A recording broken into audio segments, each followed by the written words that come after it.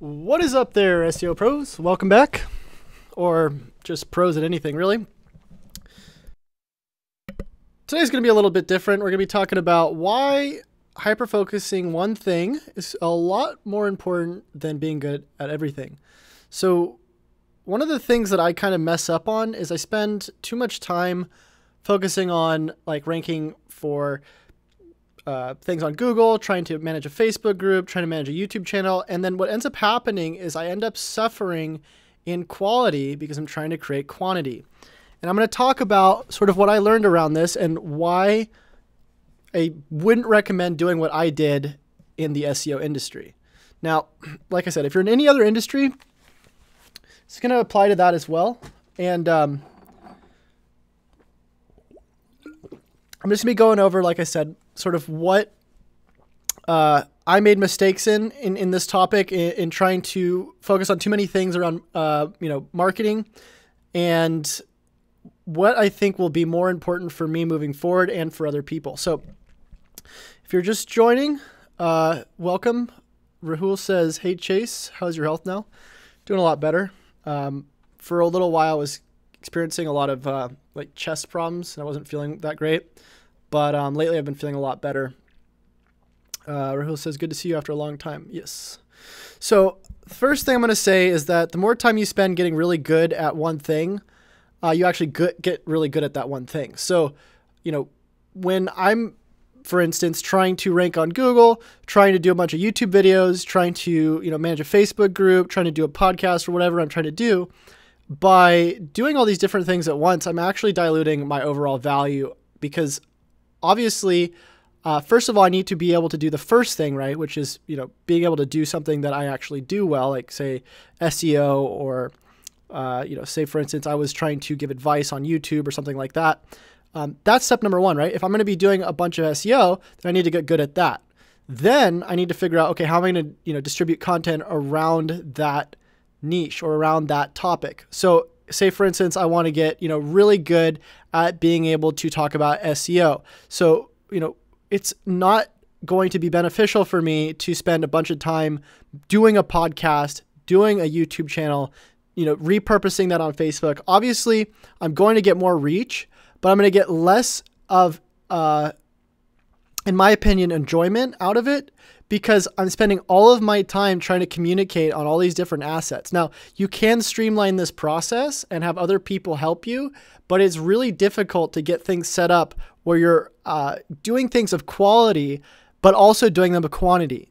So there is a really fine line. I've found that the happiest I've been and the best I've done is when I really focus on learning something that I really want to know about and then talking about that mainly on one channel. Now, it is important to have other controllable assets. I talk about this a lot.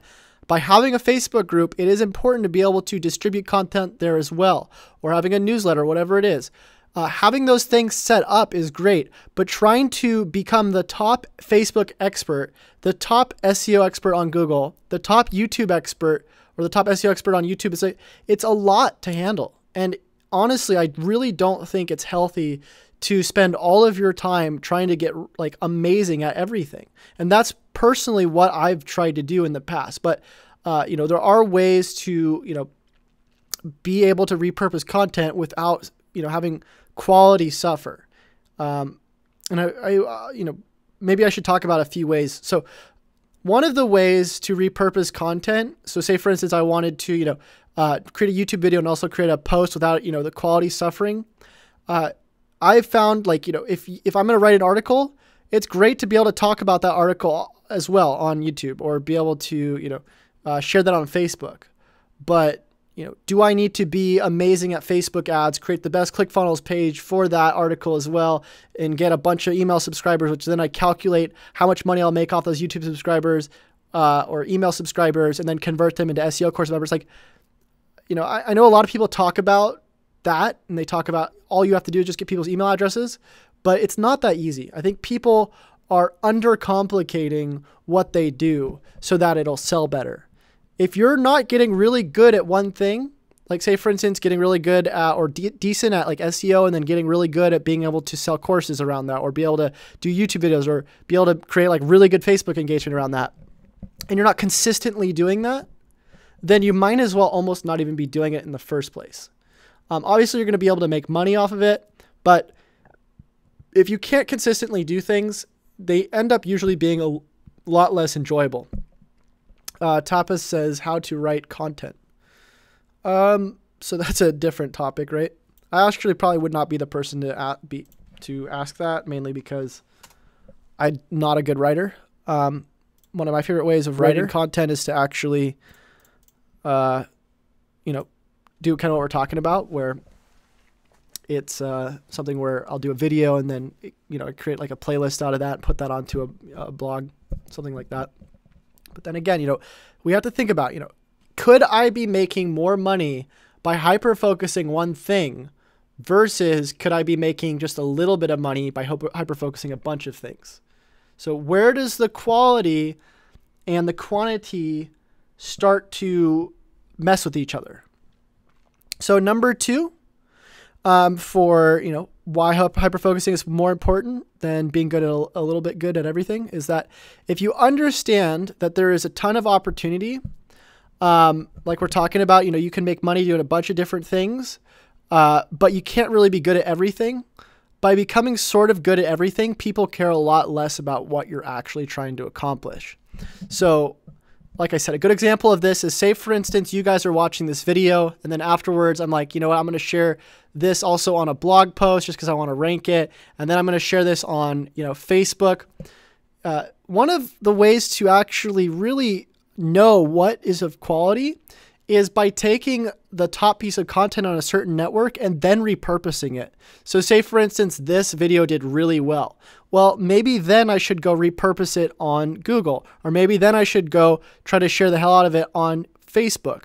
But if I'm doing a ton of video content, chances are not all of the videos are going to do really well. This video might do terribly. So if that's the case, why am I going to try and share this on Facebook, or why am I going to try to share it on YouTube? So what ends up happening is, say, for instance, the opposite. I only did one video on YouTube and then I shared it everywhere and then it did just okay. Well, now I just have a little bit of okay content everywhere versus a lot of really good content everywhere. So by hyper-focusing one place in one topic, like say, for instance, SEO, then I'm going to get more reach in the long run than if I were to try to, say, for instance, start talking about working out and then start talking about, unless that was my genre, right? Somebody who talks about working out and is also tech-based, that kind of thing. But, by diversifying too much, what ends up happening is I start becoming like everybody else.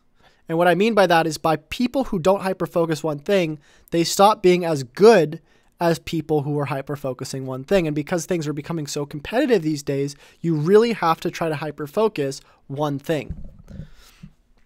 So, 3, true money, or a lot of money, comes from talent, not mediocrity. So what that means is that, kind of what we're talking about. If you want to make the big bucks, generally you're not going to build a lot of authority by being the person who focuses on everything. When I first started this YouTube channel, I was trying to do social media marketing. I was trying to do local SEO, national SEO, life advice, all that kind of stuff. And for the most part, I was getting views. Like, for instance, I got a bunch of views on my social media playlist. But then when people tried to hire me for it, it's like, I don't want to freaking create an agency that does social media marketing. I want to create an SEO agency. So why the hell am I trying to promote this in the first place? Unless I'm trying to make money off views or whatever it is. But at the end of the day, I didn't want to be a YouTube marketer. I wanted to be, or make money off YouTube. I wanted to make money off an SEO agency. So it's really important to figure out, what are my goals? What actually makes me money, but also makes me happy? Sunny says, hi, what's up, Sunny? So number 4, work doesn't have to be extremely complicated, but it does have to be something you know enough about. So this is something I also see people do. I'll see people in the SEO industry who talk about SEO, but then they don't actually know what they're talking about. And then it's like, okay, so, you haven't covered step 1. Step 1 is to figure out, what am I sort of good at? If you figured out what you're sort of good at, say, for instance, you know enough about SEO or local SEO that you can start talking about that. Or maybe it's not even local SEO. Maybe it's, local SEO for doctors. When I first started, I only started doing local SEO tutorials because I knew enough about that to feel confident to be able to talk about it. After a little while, I eventually felt more comfortable that I was able to start talking about new things as I learned more, as I became more comfortable talking, that kind of thing. And now I'm able to talk about a lot more stuff, like, cover all kinds of different courses and create masterminds, that kind of thing, and monetize the traffic that I've created because I've been able to scale the traffic up based off starting with something that I knew a lot about and then moving more into things that I knew less about. But then I was able to experiment more because I knew a little bit more about these different things as I continued in business. Number 5, people buy from people who are consistently good at what they are selling or giving away. And the reason why I say giving away is because a lot of the stuff that I end up selling, I end up giving away at a certain point. And a lot of you guys are probably familiar with the value ladders that I create, where at every beginning step of the value ladder, you have your free content that leads to your lower barrier to entry, to your higher barrier to entry, and your highest barrier to entry. And the point is that if you can't give something away for free, then why are you going to try to sell it? That being said, if you consistently give away things for free, eventually you will get people who want to buy it. That's just how things work. Unless you're giving away things that people really don't want, which in most cases, if you're giving away something of value, or if you're consistently giving away something, generally that will start to become a value because you'll understand what people actually want. Versus trying to give away a bunch of different things and then being like, okay, you know what? People want all this stuff and I can make money off this, but now I have to set up all the different procedures, all the different, outlines for how we're going to sell this. And we're going to have to figure out all the different ways to monetize what we're actually giving away. So by creating like simple goals of like, I want to consistently be good at YouTube marketing. I want to be consistently good at ranking local websites. That's what sells. Because when people consistently see that you're selling or giving away something and it's of quality versus you not consistently giving away or selling something of quality, that's not what sells. It sells sometimes, but it doesn't sell as well as what we're talking about. So number 6, you scale your business a lot faster and people end up respecting you more in the long run. And the reason why I say that is because people really do not care about your 5 tips on how to do something, which is ironic because this is 6 tips on how to do something. But what I'm saying is that if I were not to be talking about this type of stuff very frequently, which I talk a lot about this stuff in my SEO tutorials, it wouldn't really make sense for me to just automatically start saying this stuff if it isn't something that I like sort of based everything I do off of. So that being said, people from what I can see, respect, my knowledge on SEO because I consistently give away information around that. I'm consistently focusing on SEO, whether it be Facebook, whether it be YouTube, whatever it is.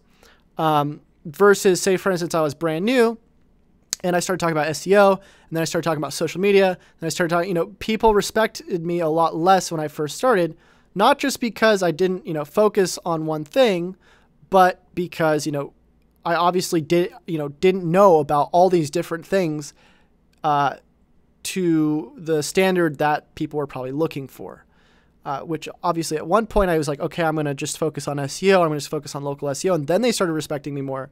But, I wasn't able to scale a social media business, a local SEO business, a national SEO business, and all this other stuff just because I was showing people or selling that. So that's sort of the different things that I'm going to say around, hyper-focusing one thing. I'd love to hear what you guys think on this topic. Is there anything that I missed? Is there anything that, you guys think differently? Let me know. Also, if you have time, join the White Hat SEO Network. I'll leave a link in the description so you can go ahead and sign up and hang out with some other SEOs if you do SEO. If you have no idea what SEO is, then we have a beginner to advanced guide that you can watch on the channel, which is under the playlist. We have a few comments, then I'll sign off. We have Hey It and Hey Chase, what's up? Rahul says, hey Chase, when is your portal getting ready? I'm not able to access my course every time I register okay, so yeah, I apologize for that. The freaking website just got transferred over to WordPress, so I will, I guess, do an announcement when that is finished. The person who's been working on it for me I think, is still finalizing some stuff. I'm going to ask him after this what's going on.